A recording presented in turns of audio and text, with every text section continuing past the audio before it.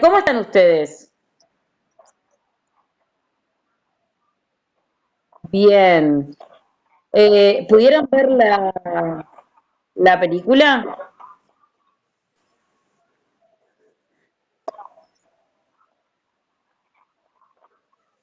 Bueno, vamos por algo. Tienen un changüí más hasta la semana que viene, así hoy podemos ver parafilias, ¿sí? Y de ahí les voy a dejar una actividad. A ver, ahora sí, ahí me escuchas bien, ¿no?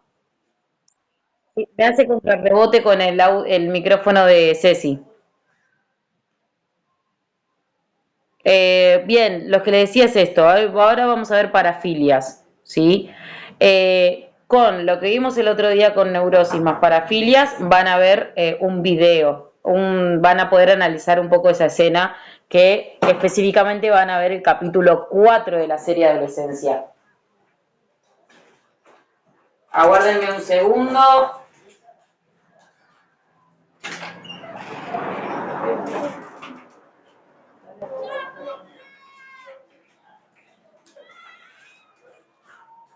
Perdón, tuve usurpadores de baño.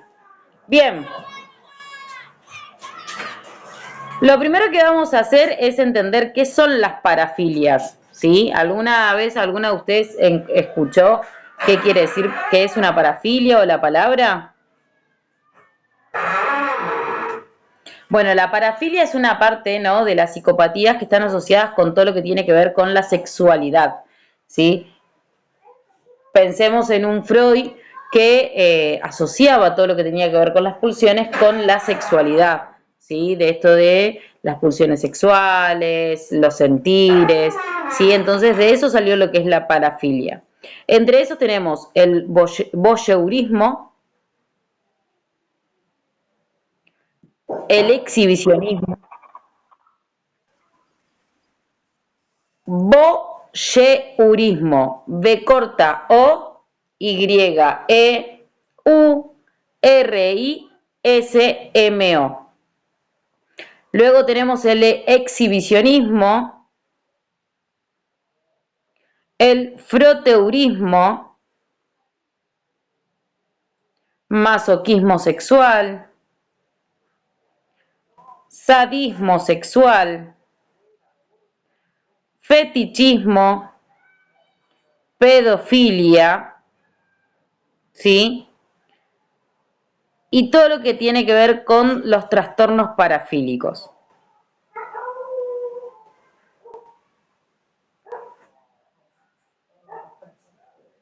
¿Hasta ahí vamos bien? Bueno, primero tenemos que entender qué es lo que entendemos como sexualidad humana. Para ustedes, ¿qué es la sexualidad?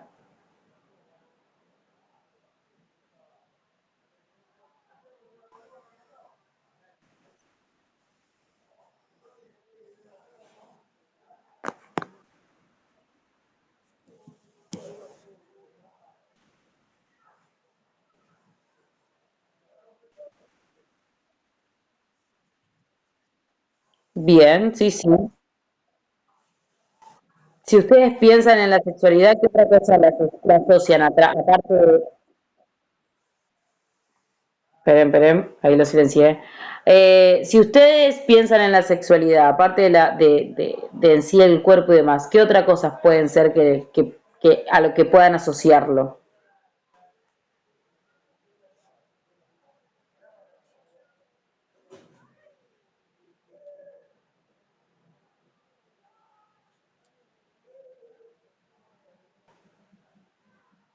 Bien, bien, sí, sí. Esperen que silencio, ahí va. Bien. Sí, es eso, la sexualidad es como esta dimensión integral. Nosotros no solo lo tenemos que ver como el acto en sí, sino que la sexualidad es el ser humano, ¿sí?, biológicamente, masculino, femenino, pero que a su vez estamos atravesados por aspectos biológicos, psicológicos, afectivos, sociales y culturales. Y que no se limita solo al acto sexual, sino que atraviesa la identidad, ¿sí? La sexualidad vista desde el lado del placer. Tal vez vieron que a veces, no sé, pensamos en placer y nos imaginamos comiendo una hamburguesa completa. Y que decimos, esto es igual a eso.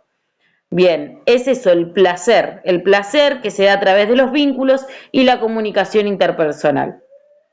¿Qué sucede cuando esto, ¿sí?, tiene un trastorno? Cuando hay algo que lo modifica y no se percibe el placer, ¿sí?, y cómo a través del placer utilizarlo para un vínculo y se vuelve algo nocivo, ¿sí? De ahí aparecen las parafilias.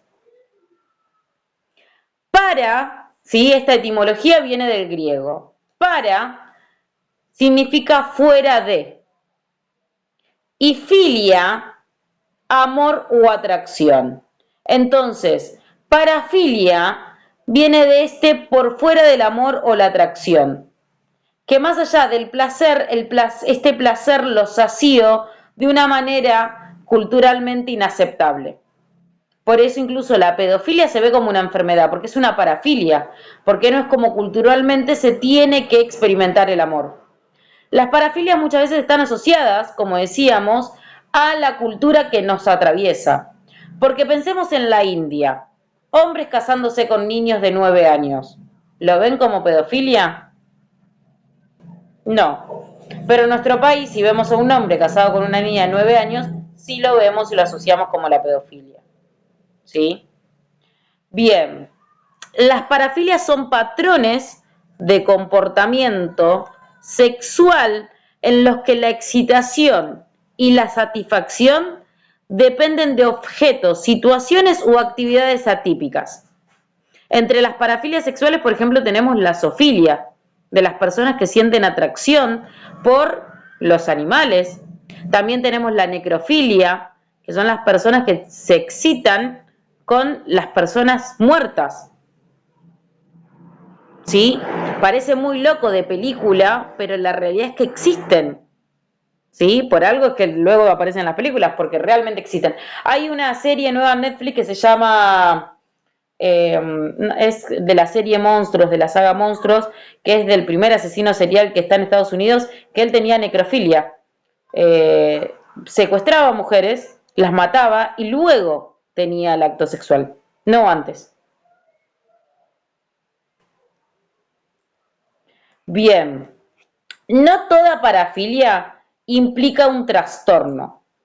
Solo se considera trastorno parafílico, ¿sí?, cuando esta conducta causa malestar significativo o un deterioro funcional.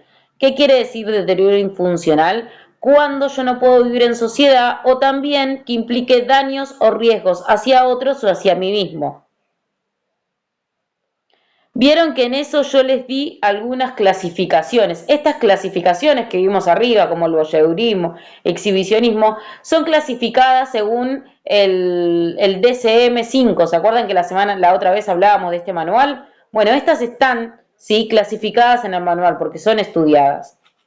La primera que vamos a ver es la del voyeurismo, que es esta excitación de observar personas desnudas o en una actividad sexual, pero que no están bajo el consentimiento.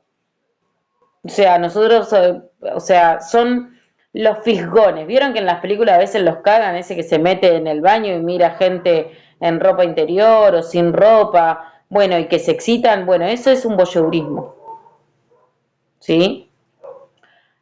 Luego tenemos el exhibicionismo, que es esta necesidad de mostrar las partes íntimas a personas desconocidas.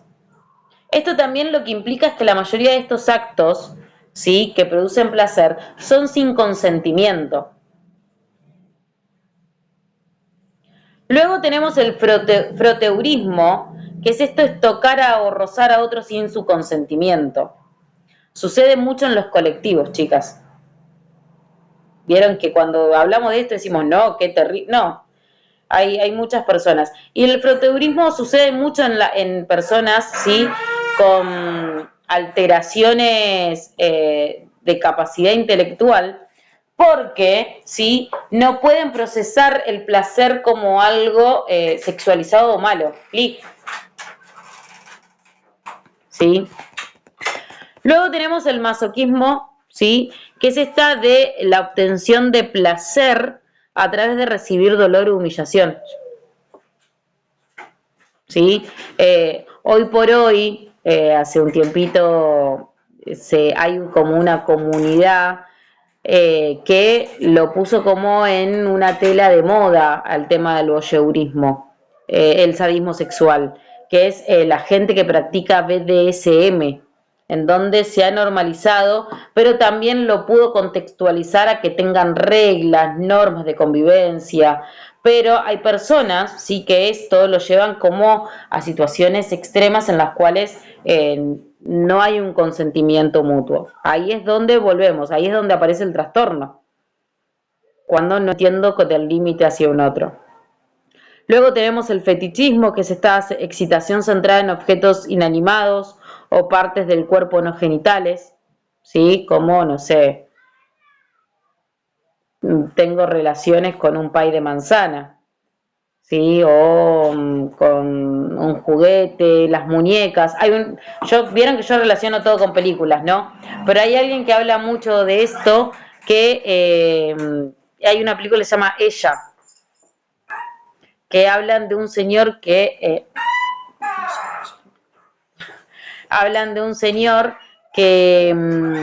tiene una muñeca inflable como pareja, tiene relaciones, toda una vida con la pareja y habla un poco de esto, ¿no? De cómo él trataba de vincularse con mujeres de carne y hueso y no podía, pero con su pareja, que era una muñeca, sí podía y podía tener relaciones, todo, y habla un poco medio desde la comedia, pero vuelvo, son situaciones que son reales, ¿sí?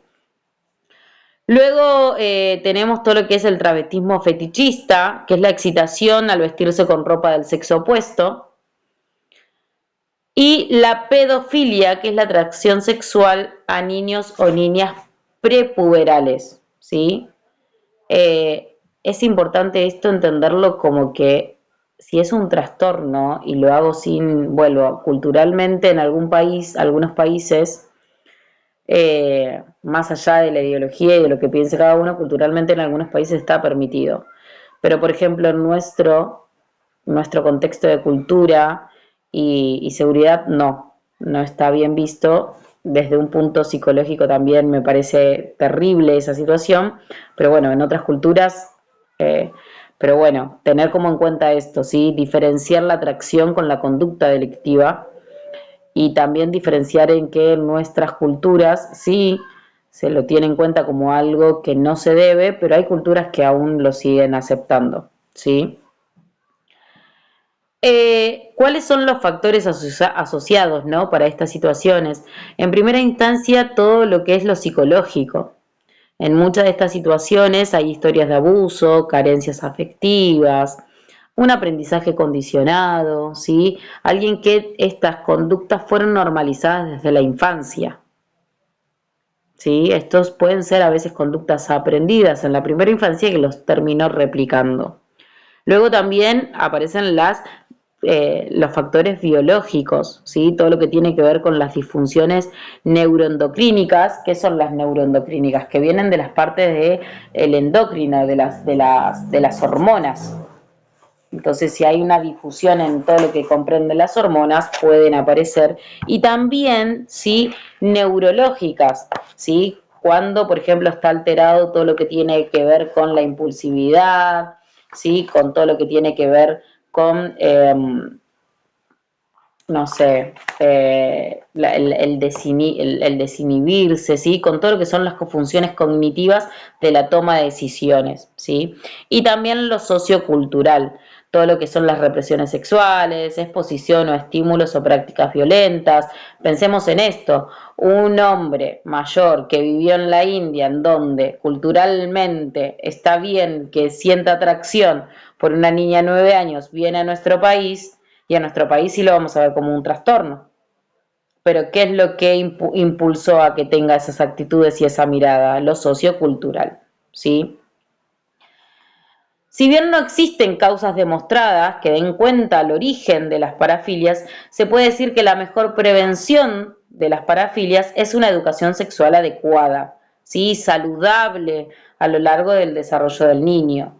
¿Sí? Pensar en esto, cuán importante es el ESI en las escuelas, ¿sí? ¿Por qué? Porque se entiende que las mismas, ¿sí? Las parafilias, cuando veíamos esto, ¿no? De lo sociocultural, de cómo tal vez un tratamiento neurológico o neuroendocrínico visto en tiempo y forma pueden subsanar esto, ¿sí?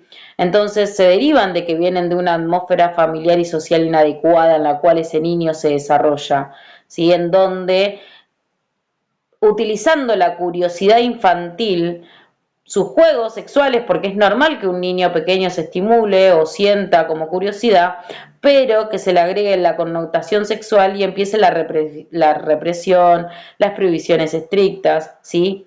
En la parafilia, para tener en cuenta, no interviene la herencia. No es que, ay, bueno, esto lo heredé porque mi genética me predestinó a esto, ¿sí? Sino que tiene que ver con estas conductas irracionales que vienen de mis contextos, como dijimos, psicológicos, sociales, socioculturales, emocionales, ¿sí? El término para... Sí,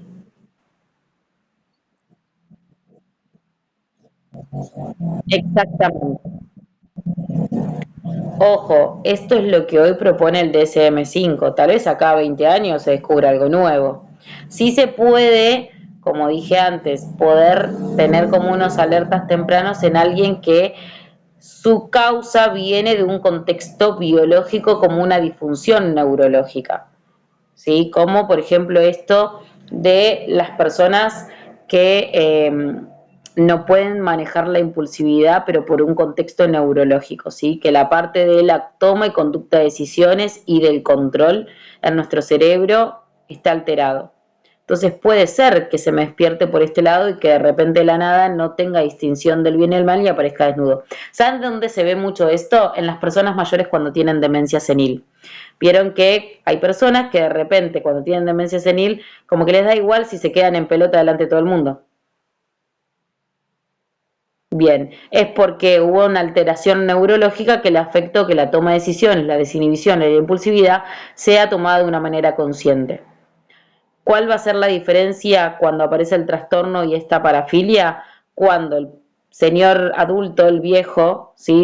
O la vieja, termine desnuda en medio del patio y termine desnuda, mire para todos lados y de repente, porque le da igual andar desnuda por la vida o estar haciendo algo por la vida en paños menores y que de repente se viste y siga normal. Es distinto y se vuelve trastorno cuando estoy desnuda y tengo la necesidad de que cualquier persona sin su consentimiento me esté tocando o yo me esté tocando frente a otra persona sin su consentimiento, ¿sí? Esa es la diferencia entre una parafilia y un trastorno parafílico, ¿sí? El término parafilia, como le decía, detona cualquier interés sexual intenso y persistente, distinto del interés por la estimulación genital o las caricias preliminares. Todo esto lo que tiene que ver con relaciones consentidas, ¿sí? Y con personas físicamente maduras y también psicológicamente maduras, ¿sí? Un trastorno parafílico causa malestar, causa deterioro en el individuo. ¿Por qué? Porque también empieza a insatisfacer los vínculos que me generen placer no son suficientes, ¿sí? La parafilia es una condición necesaria, pero no suficiente para tener un trastorno, como les decía hace un ratito, ¿sí? La parafilia por sí misma no justifica o requiere necesariamente la intervención clínica, pero sí un trastorno, que tienen que cubrir todo lo que tiene que ver una atracción erótica que no puedo gestionar o controlar y una consecuencia negativa hacia a ese impulso que estoy realizando, ¿sí? Hay que tener en cuenta que las parafilias no se curan, consisten en una condición de la personalidad que acompaña a la vida de este individuo. Por lo tanto, el objetivo de los tratamientos consiste en prevenir el delito, en que todas estas conductas sexuales alteradas puedan disminuir o puedan ser sublimadas en otra cosa. Que yo las pueda sublimar en una situación, en el arte, en la música, ¿sí? También se puede trabajar con fármacos. ¿Para qué? Para poder controlar los impulsos y bajar el deseo sexual. Pero es fundamental que también se trabaje en poder sublimar estas necesidades, ¿sí? ¿Hasta ahí vamos bien? Bien, ahora yo, que tiene que ser la pregunta del millón. ¿Y qué miércoles hace la T con alguien que tiene un trastorno de parafilia?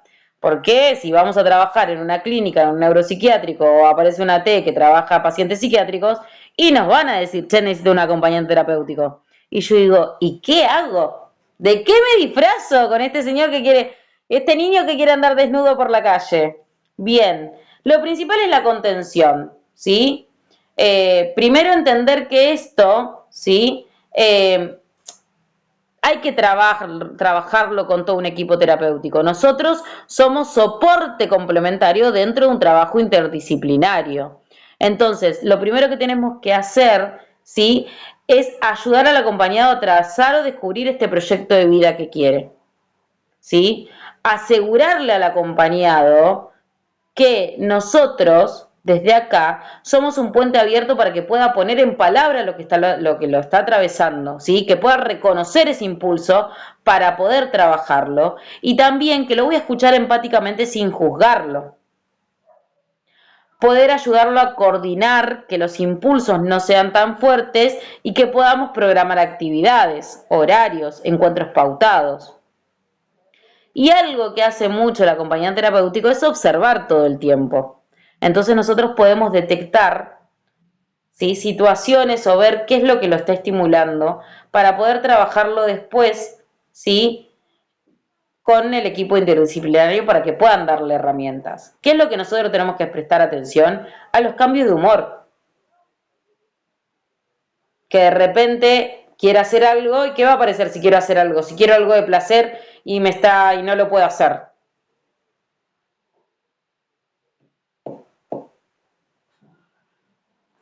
Ceci, ¿sabes que tenés el sonido? Buscar cómo excitar. Y si, y si no puedo, si me lo prohíben, ¿qué me va a pasar a mí? Me voy a enojar.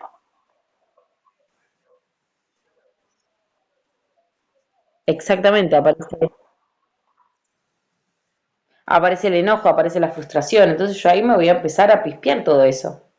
¿Para qué lo voy a pispear? Para después poder trabajar sobre eso. Che, mira, pasó esto y como se notó que él empezó a contenerte este impulso, se enojó. Se enojó y se volvió agresivo, me quiso pegar, revolvió una silla y después se batió una ducha y la. Bueno, pero entonces, ¿qué vimos? No, que pasó un perro moviendo la cola con una pollera azul. Eso lo excita. Por ejemplo, la persona con zoofilia, capaz que eso lo excitó. Entonces, desde ahí poder trabajar. ¿Sí? Sí.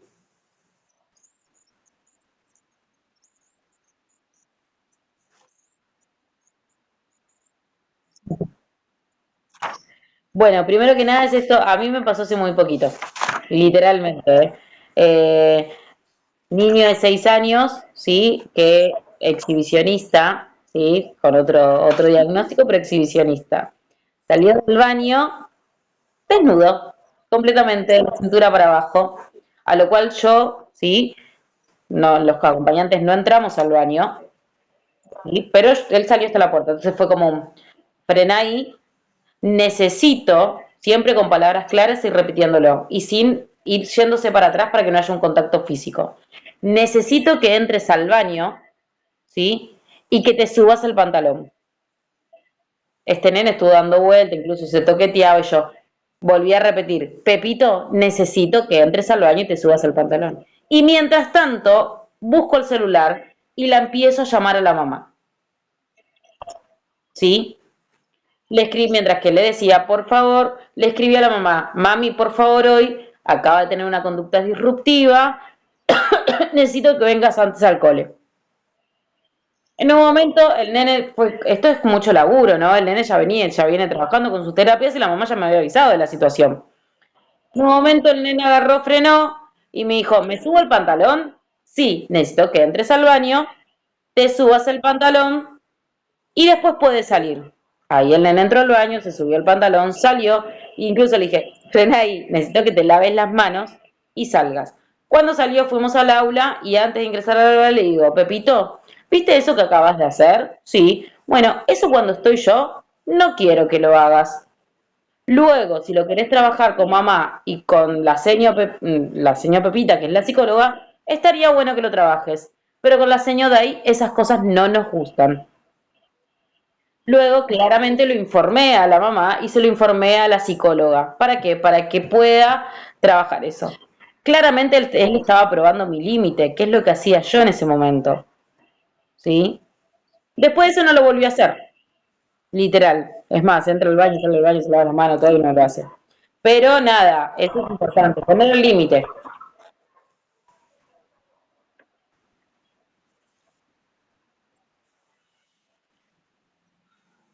No, no se te escuchó.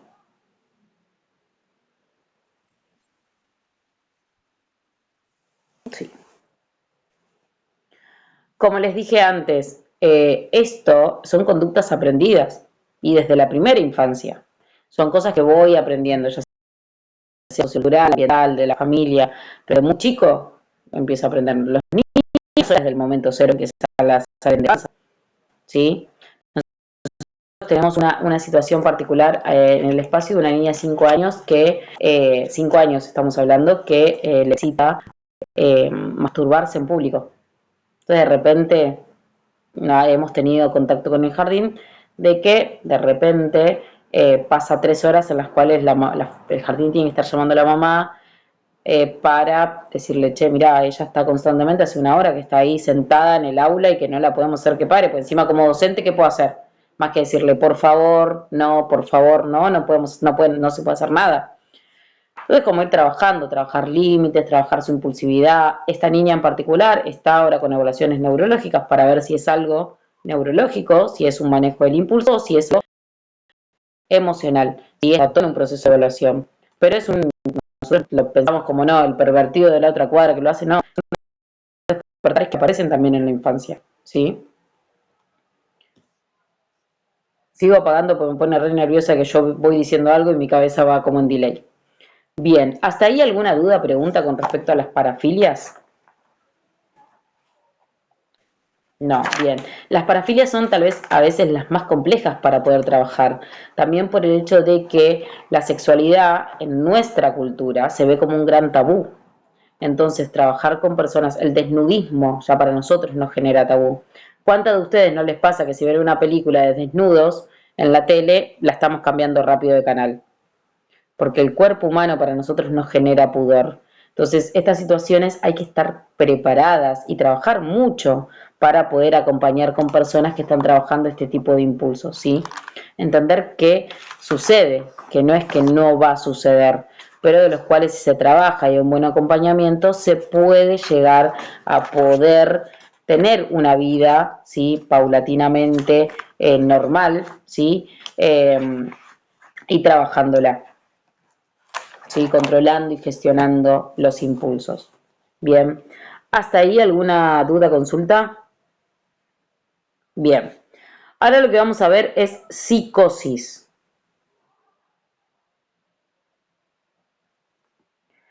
Bien, psicosis incluso nosotros lo vemos muy relacionado a todo lo que tiene que ver con el terror, ¿sí? Y en un principio, pensando esto como en el siglo XVIII y el comienzo del armado de la religión, ¿sí? La religión católica como la base en un principio de la ley dentro de muchas culturas, todas las personas de que tenían psicosis eran entendidas como un proceso relacionado a una posesión divina o una posesión demoníaca, ¿sí? Entonces, desde ese lado, en un principio se consideraba como alguien poseído que debía ser exorcizado o aislado.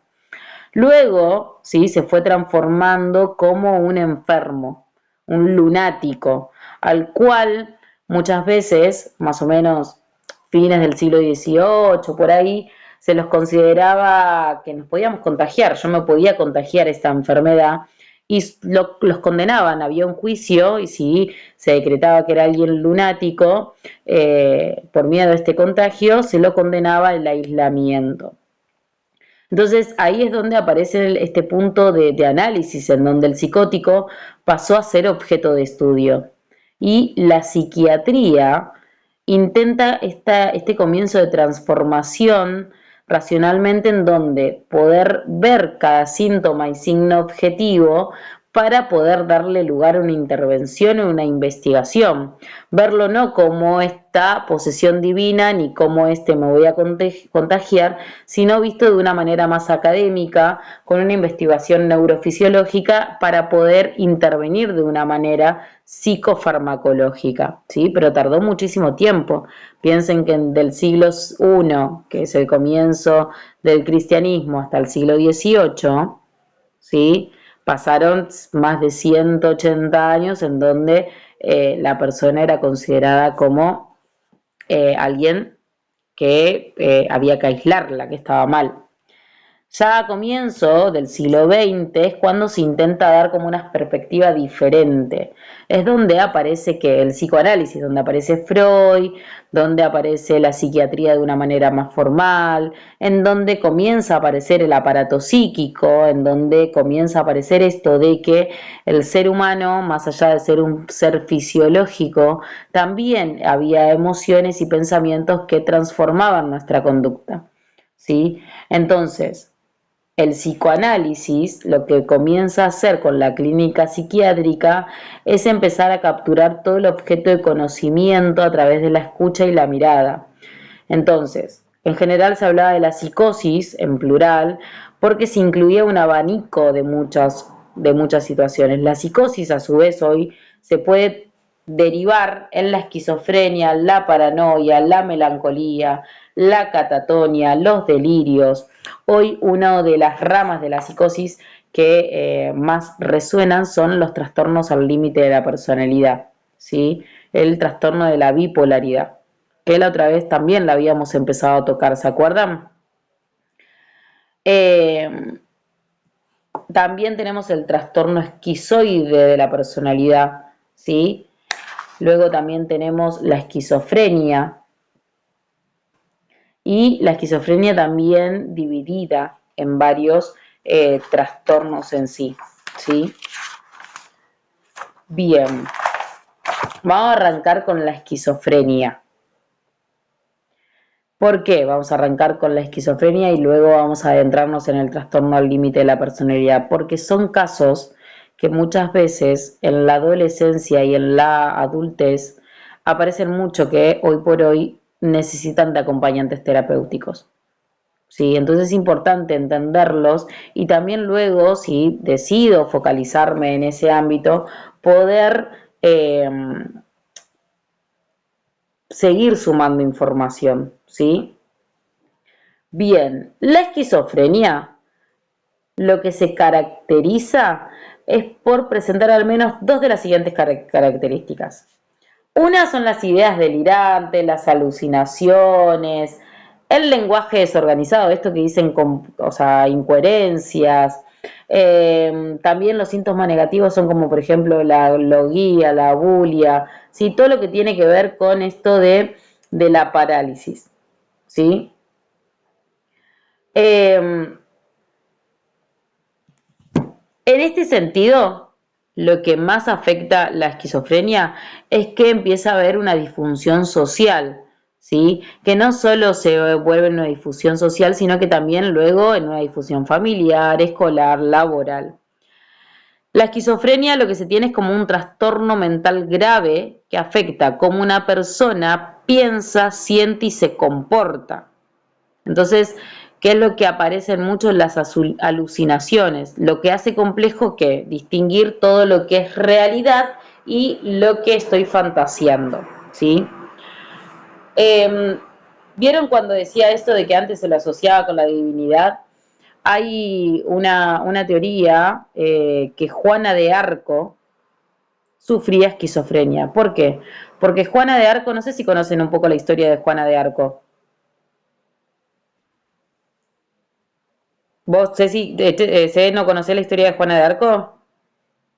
Bueno, Juana de Arco es una santa, ¿sí? Conocida como la doncella de Orleans, que era una campesina en la época Francia, en Francia, sí, pero que participó en la Guerra de los 100 años. ¿Qué decía Juana? Que había tenido visiones del arcángel Miguel, de otros santos más, que le decían que tenía que comandar un ejército y ayudar a Carlos VII, creo, a liberar a Francia de la dominación inglesa. Constantemente en todo esto que ella hace, va al ejército y un montón de situaciones, ¿no? Que ahora no vienen al caso, en todo el tiempo ella decía que hablaba con Dios, ¿sí? Que él decía que constantemente se le aparecía, le hablaba, tenía voces, escuchaba voces, y llega un momento en que es enjuiciada como hereje, como que estaba loca, ¿sí? Hay una parte de una investigación científica que dice que en realidad Juana no es que escuchaba la voz de Dios, sino que tenía esquizofrenia y tenía delirios. Hay otra parte desde la fe que dice que no, que Juana escuchaba voces y que fue sacrificada por defender la palabra de Dios.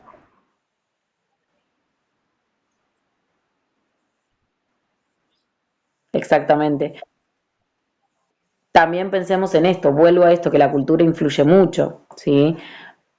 Sin, esto fue como un ejemplo, cada uno tendrá su fe, su religión y es perfecto, pero bueno, uno de los casos primordiales en donde se fue estudiando y que hubo juicios inclusive después y hubo grandes libros de investigadores, decían, está la ciencia que dice Juana tenía esquizofrenia, ¿sí? Historiadores y demás, y otros que dicen no, Juana veía a Dios.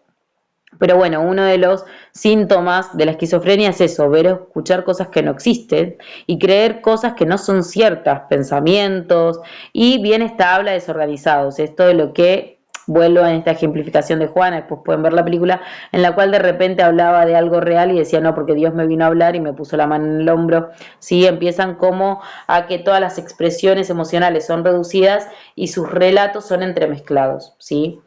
La causa exacta es desconocida, se atribuye a factores genéticos, otros a factores ambientales, ¿sí? Y el tratamiento habitualmente implica medicamentos y terapia psicosocial de por vida para controlar los síntomas, ¿sí?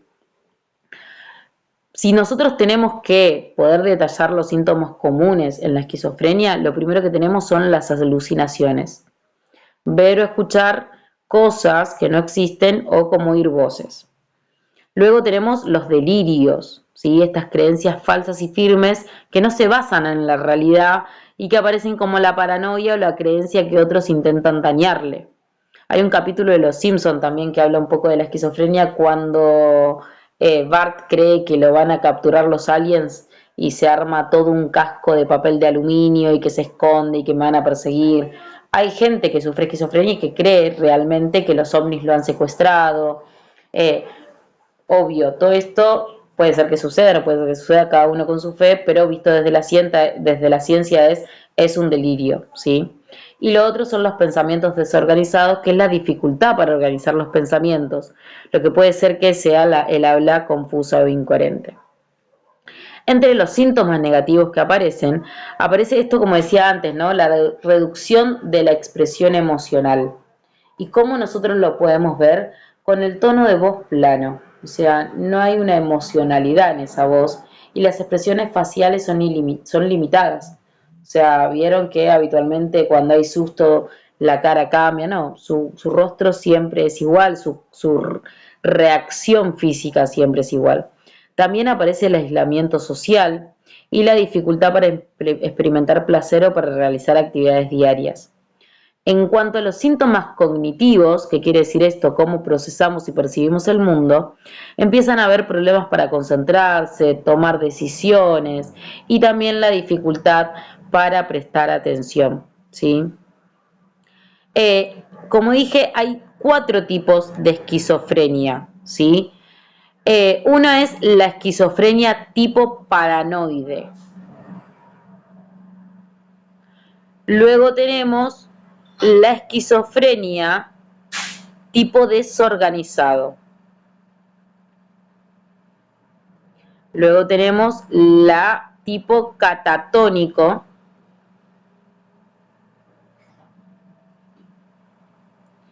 El tipo no diferenciado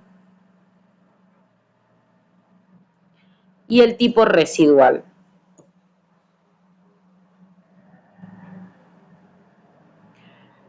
Acá hay una contradicción en la cual el DSM-5, que es en el cual que nosotros nos basamos, decidió hace algunos años, ¿sí?, sacar esto, ¿sí?, no categorizar la esquizofrenia, sino tomar a cada persona con su diagnóstico y desde ahí poder identificar los síntomas específicos, la gravedad de cada síntoma y comenzar a un plano, diagnosticar un tratamiento adecuado a esa persona. Pero, como es algo como muy nuevito, hay algunos psiquiatras que aún siguen usando este tipo de clasificación. Hoy por hoy, ¿sí?, enumera el DSM-5, cambió y redujo eso a otros trastornos psicóticos, ¿sí? Por ejemplo, el DSM-5 lo que nombró es el trastorno esquizotípico de la personalidad.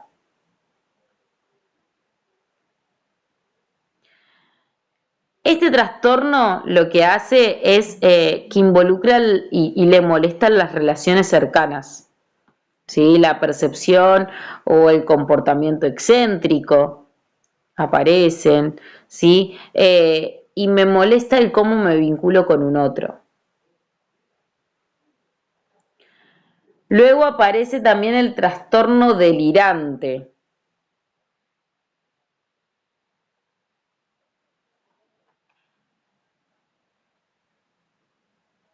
Que es muy parecido al tipo paranoide, en donde una persona aparecen todos los síntomas durante un mes, pero al siguiente mes me desaparecieron.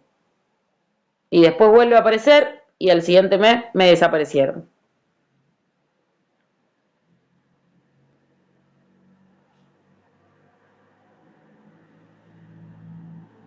Luego tenemos el trastorno psicótico breve. ¿Saben quién tuvo un trastorno psicótico breve? Matías Ale. No sé si se acuerdan en un momento que tuvo un trastorno psicótico que decían con delirio místico.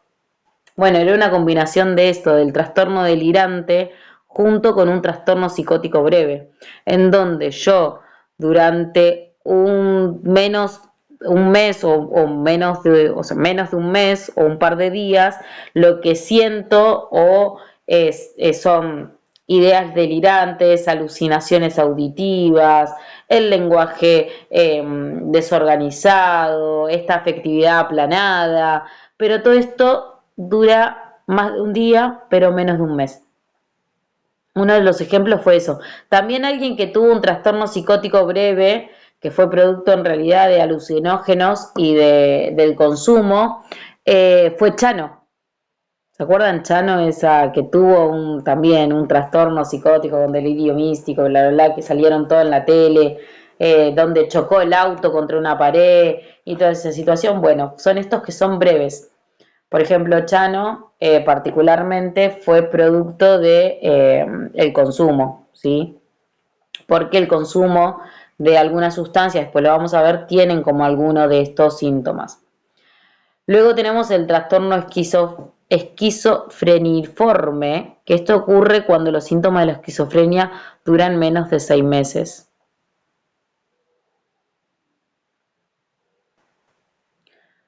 Luego tenemos el trastorno esquizoafectivo, en donde se involucran todos los síntomas que vimos de la esquizofrenia, pero también involucran síntomas de estado de ánimo, en donde se mezcla un poco de la esquizofrenia con todo lo que tiene que ver con lo maniático, lo depresivo, la impulsividad, ¿sí? Y hace como un gran cóctel ahí de todo lo que tiene que ver con las conductas delirantes y con todo lo que tiene que ver con tal vez las alucinaciones auditivas, y que se impulsan con lo emocional por lo cual está atravesado ese momento el sujeto.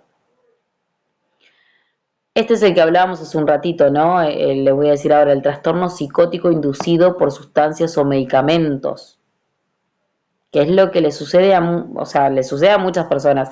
Nosotros decimos los famosos porque son los que salen en la tele, pero le sucede a muchas personas que son los síntomas psicóticos que surgen debido al alcohol, cannabis, alucinógenos, el uso de sedantes, de tomar anestésicos, vieron los anticonvulsivos mezclados con algún tipo de alcohol, la cocaína, ¿sí? Producen el LSD,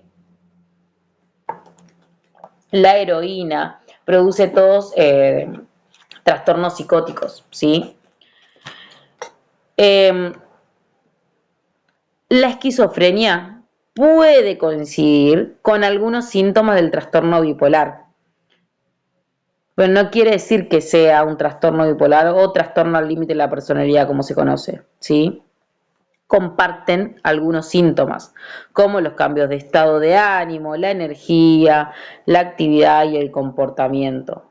Pero eso no quiere decir, sí,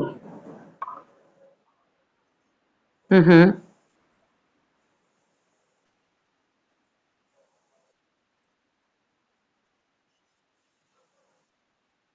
uh-huh, uh-huh.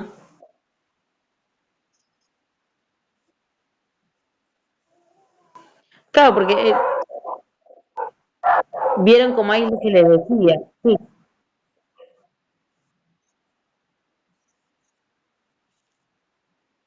uh-huh,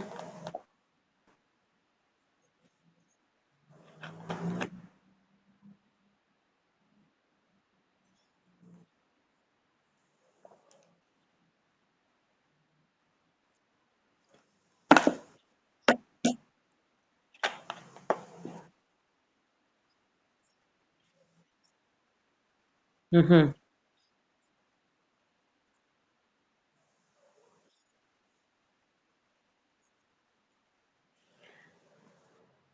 Hay que entender también que muchos, sí, personas que tienen un consumo activo, más que nada como dije, LSD, heroína, cocaína, llega un momento que tienen alteraciones neurológicas que producen esquizofrenia, paranoia, sí, y aparece esto, la alucinación, las voces, y que a veces hay síntomas muy similares al trastorno al límite de la personalidad o bipolaridad que son compatibles. ¿Se acuerdan cuando les dije en las clases anteriores que hay eh, diagnósticos que se entremezclan?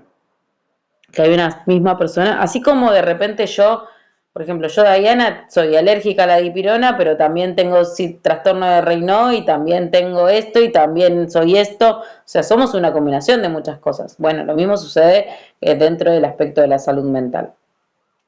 Que hay que tener en cuenta que la esquizofrenia es una afección de la salud mental y que afecta pensamientos, comportamientos de una persona, ¿sí?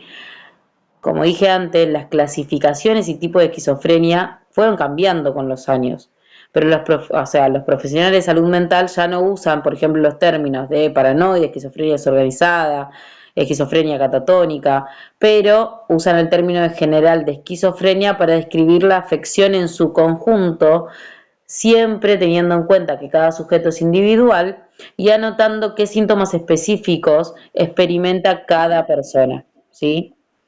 Entender cómo, sí, sí, sí, sí, sí, sí.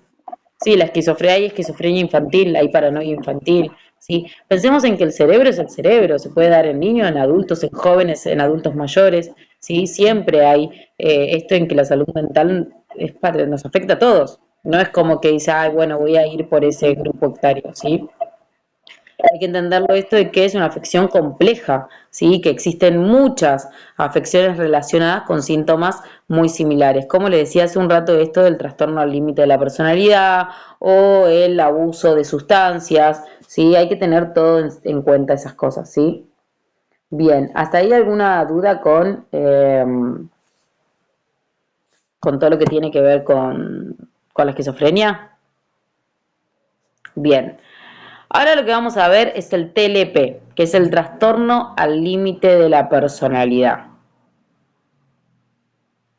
El TLP también es algo que aparece mucho y que aparece mucho en la adolescencia. Hay muchos adolescentes que se están buscando eh, para que lo acompañen. El trastorno límite de la personalidad también está asociado con los trastornos bipolares. ¿Sí? ¿Vieron cuando decían, sos re bipolar? Bueno, es un trastorno clasificado por el DSM-5, ¿sí? Hoy por hoy llamado trastorno al límite de la personalidad. ¿Qué es el trastorno al límite de la personalidad? Es una afección mental que se caracteriza principalmente por todo lo que son los patrones inestables de emociones, relaciones y también de la autopercepción, lo que lleva a que haya comportamientos impulsivos y caóticos, ¿sí? Esto de que si yo pienso que tengo que hacer esto, lo hago y después desprende el caos. Las personas con TLP experimentan cambios de humor pero súper intensos, ¿sí? Miedo al abandono, ira inapropiada, relaciones inestables, comportamientos autolesivos o impulsivos y también tienen muchas parafilias, ¿sí? Porque necesitan esa búsqueda constante del placer. El tratamiento principal es la psicoterapia. La terapia cognitiva conductual es una de las herramientas fundamentales, o la terapia gestáltica, que es esto de trabajar su aquí y ahora. Y también muchas veces aparece el psiquiatra, ¿sí? El servicio de psiquiatría, porque pueden utilizar algunos tratamientos para tratar los síntomas específicos como la ansiedad, la depresión o la impulsividad con psicofármacos, ¿sí? Cuando vemos sus características principales, la primera que vemos es esta, la inestabilidad emocional, ¿sí? Las fluctuaciones extremas al estado del ánimo, ¿sí? Que puede ser de una ira intensa en que quiero matar a todo el mundo, depresión o ansiedad, y después al otro extremo que a los 15 minutos siento felicidad, o al otro día, ¿sí? Yo particularmente tengo una paciente que incluso ayer tuvo una situación de desregulación en cuanto a la depresión y bueno, son de los que tenemos como guardias. Ayer justo me tocó la guardia a mí y me llamó, me mandan un mensajito tipo 12 de la noche que si podía llamarla por teléfono. Cuando la llama estaba en una angustia terrible, pero angustia en que tenía pensamientos intrusivos, mi vida no sirve, me voy a matar, terrible, niña de 16 años que no podía gestionar y controlar esas emociones. Bueno, se reguló, se calmó, estaba estable. Claramente hoy le dije, hoy sí o sí necesitamos tener un encuentro. Vino hoy y hoy era la niña más feliz del mundo. No, pero si mi vida es un éxito, yo me siento bien, estoy enamorada, la. Entonces tienen eso, que son extremos, que no los pueden gestionar, ¿sí? Y que lleva a tener relaciones inestables. ¿Por qué? Porque al vivir todas estas emociones tan intensas e inestables, alternando las idealizaciones como la devaluación de los demás, un día amo a mi novio, es el novio perfecto, y a los 15 minutos siento que es la peor caca del mundo, ¿sí? Y algo que las atraviesa mucho es el miedo al abandono. Imaginen esa combinación toda junta. Es ese temor profundo, pero profundo. Incluso pueden tener a mamá y a papá al lado y todos los días sentir de ellos no me aman, me van a dejar. ¿Sí? Y que puede llevar a esfuerzos frenéticos para evitarlo, incluso manifestándolo como crisis. No puedo gestionarlo y tengo tanto miedo al abandono que cuando mi mamá se va a trabajar empiezo a golpearme y lastimarme al punto que hago que mi mamá se tenga que quedar en mi hogar. ¿Sí? Luego esto de la impulsividad, comportamientos impulsivos, gastos excesivos, sexo sin protección, abuso de sustancias, conducir temerariamente, abandonar la escuela, todo lo que lleva a un riesgo porque no tengo un control, no tengo un dominio de mi toma de decisiones. También tenemos esto de la auto.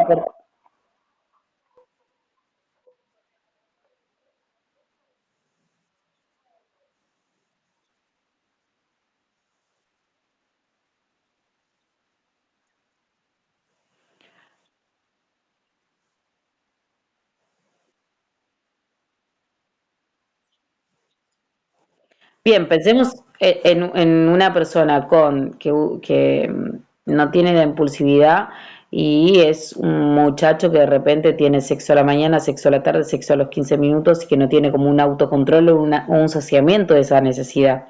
Recuerden cuando hablamos de las parafilias, son por ejemplo deseos sexuales que no están culturalmente vistos bien, ¿sí? Y socioculturalmente. O de repente el abuso de sustancias. ¿sí? Cuando la necesito, después, bueno, lleva y conlleva el riesgo de una adicción, pero al principio lo hago de manera recreativa para poder hacer una necesidad.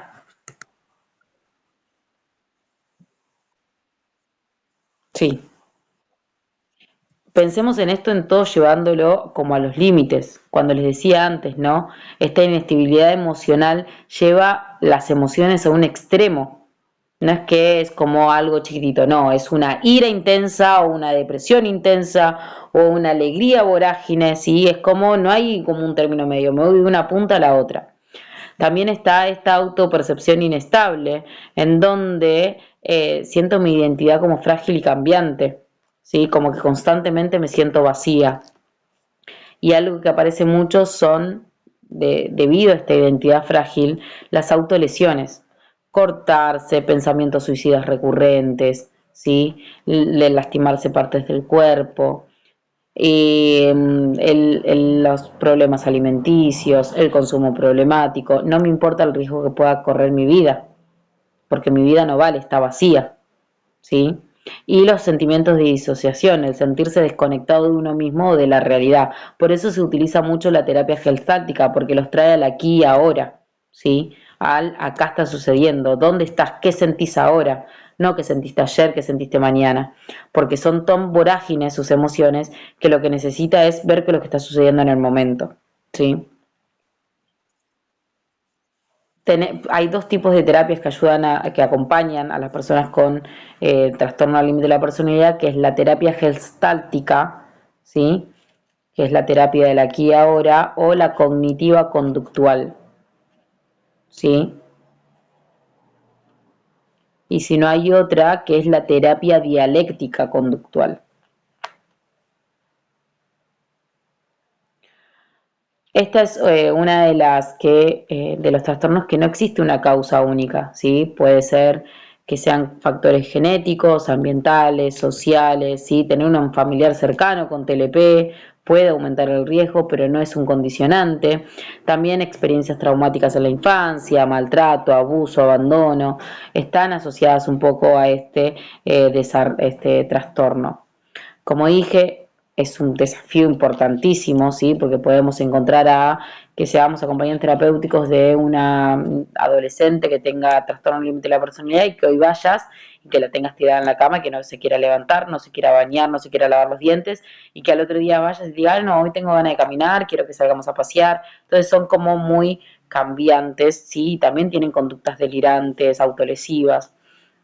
Es importante eh, tener los tratamientos efectivos disponibles. Una, como dije, la psicoterapia, los medicamentos, ¿sí? No existe un medicamento específico para el TLP, pero sí para los síntomas. Por ejemplo, para la impulsividad, para la ansiedad, para la depresión, ¿sí? Hay medicamentos específicos para cada uno de esos síntomas y al verlo como una persona única y detectar qué síntomas tiene, poder eh, brindarle la medicación. Y lo otro es el apoyo familiar, ¿sí? Poder dialogar entre ellos. ¿Quién puede diagnosticar a una persona con trastorno al límite de la personalidad? Un psiquiatra o un psicólogo, ¿sí? Hay evaluaciones específicas para poder llevar adelante ese diagnóstico. Y generalmente se diagnostica en la adolescencia tardía o en la adultez temprana, porque es donde puede diagnosticarse los síntomas al ser más significativos y persistentes. Hay trastorno límite de la personalidad infantil, vuelvo, todo esto puede aparecer en la infancia, pero habitualmente sí sucede en la adolescencia tardía o en la adultez temprana. El TLP puede ser grave y muchas personas con este trastorno experimentan sí una mejoría significativa con el tratamiento porque aprenden a llevar una vida más estable, satisfactoria, reconocer sus emociones, reconocer cómo fluctúan sus relaciones, sus vínculos, ¿sí? Y con el tiempo los síntomas más evidentes como la ira y la impulsividad tienden a mejorar con un buen tratamiento, ¿sí? Los problemas que sí pueden subsistir ahí, que son más complejos, que es donde nosotros aparecemos con la escucha empática, la relacional, es todo el tema de su autopercepción y el miedo del abandono, que es donde pueden aparecer las pequeñas crisis, ¿sí? En una crisis de un TLP lo que aparece es una alteración en su comportamiento. autolesiones, agresión impulsiva, síntomas psicóticos de corta duración. Vieron cuando veíamos un rato toda esa sintomatología que se podía mezclar un poco con la esquizofrenia, que decía dura menos de un día, dura un día pero menos de un mes. Bueno, esos síntomas psicóticos pueden aparecer en el trastorno límite de la personalidad y también puede aparecer la ansiedad, depresión e ira intensa, ¿sí?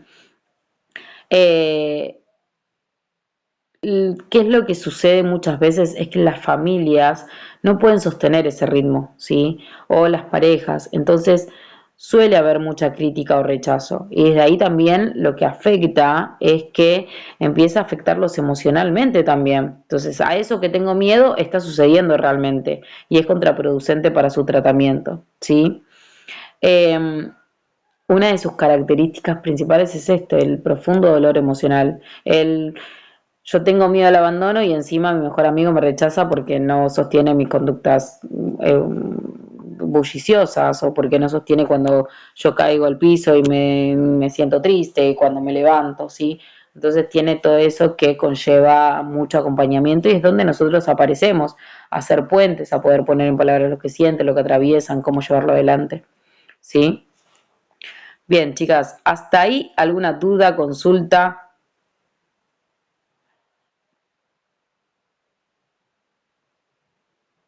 ¿estamos bien? Bien, un dato particular que quería decirles es que al trastorno límite de la personalidad muchas veces hieren a otros con palabras, ¿sí?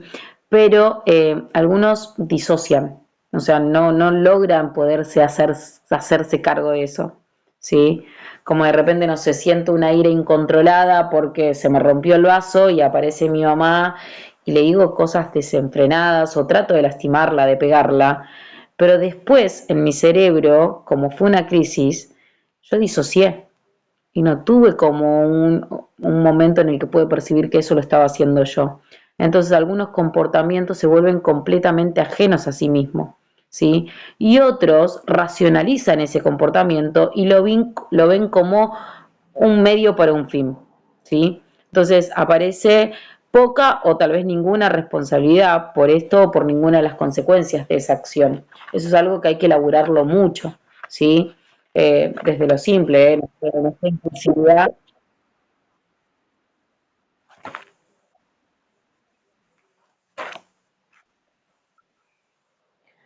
En la serie del chico, lo que ustedes van a ver es que no hay, o sea, es algo como que de analizar, pero van a ver eh, algunas similitudes con respecto de alguna de las parafilias. Por ejemplo, en un momento, si la llegaron a ver, en el capítulo 4 la psicóloga le pregunta, en el momento que la apuñalaste a esta niña 36 veces, ¿sentías como que estabas penetrándola? Y él al principio decía que no y de repente como que lo empezó a dudar. ¿Sí? Es como un juego psicológico que hacen los mismos productores de la serie para que nosotros nos cuestionemos un montón de cosas, pero sucede, hay una de las partes de las parafilias que vieron esa excitación sexual que decíamos por objetos inanimados, algo que sucede y muchas veces se analiza que hay personas que apuñalan en los momentos de asesinato porque sienten ese deseo sexual de como estoy penetrando a alguien, pero lo estoy penetrando a través de un objeto inanimado y me genera placer, no solo placer anímico, sino placer sexual. Me excito porque estoy penetrando.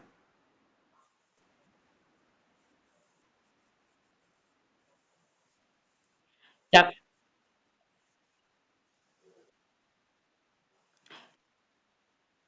también lo asocian a la psicopatía, esto de no sentir empatía por el otro. Psicopatías no vimos, los psicópatas son como los más complejos. Habitualmente yo particularmente siento que ni como acompañante terapéutico, ni como psicóloga, ni como psicóloga social, nada puede hacer que yo trate a un psicópata o un narcisista. Siento que me superan, que no los puedo acompañar ni brindar herramientas. Percepción personal y en la cual yo no me siento preparada como profesional para acompañar a alguien así. Pero la realidad es que es una enfermedad que atraviesa. ¿Vieron? No sé si vieron hace poco el caso del muchacho este que mató a su suegra, y a su exmujer para tener acceso al niño y que en el momento que le preguntaron, ¿te arrepentís? Porque ahora vas preso. Bueno, pero prefiero ir preso y que mi hijo esté solo a que esté con ellas dos. O sea, no hubo una reflexión de que dejó a una madre sin su, a un hijo sin su madre. Él tenía un medio para un fin. Bueno, esas son algunas de las alteraciones de la realidad que tienen las personas y que una de las características son las personas psicópatas o narcisistas, ¿sí? Que es algo que es parte de la salud mental, es un trastorno de uno de los más complejos, ¿sí? Eh, Así que bueno, pero ese lo vamos a ver la semana que viene porque ese es como arduo y complejo para atravesarlo, ¿sí? Bien, ¿hasta ahí alguna duda, pregunta, consulta, chicas? Bueno, nos vemos la semana que viene. ¿Les parece? Lo que sí ahora, no me acuerdo bien el nombre de la película que quiero que vean, que es una película con la cual sí vamos a tener un trabajo práctico, así que se los voy a mandar con tiempo para que la vayan buscando y viendo y viendo. En un momento estaba en Netflix, pero ayer la busqué para decirles, che, va a estar en Netflix y no la encontré. Pero seguramente en Magis está. Pero les voy a pasar bien el nombre, así la pueden ver. Sí,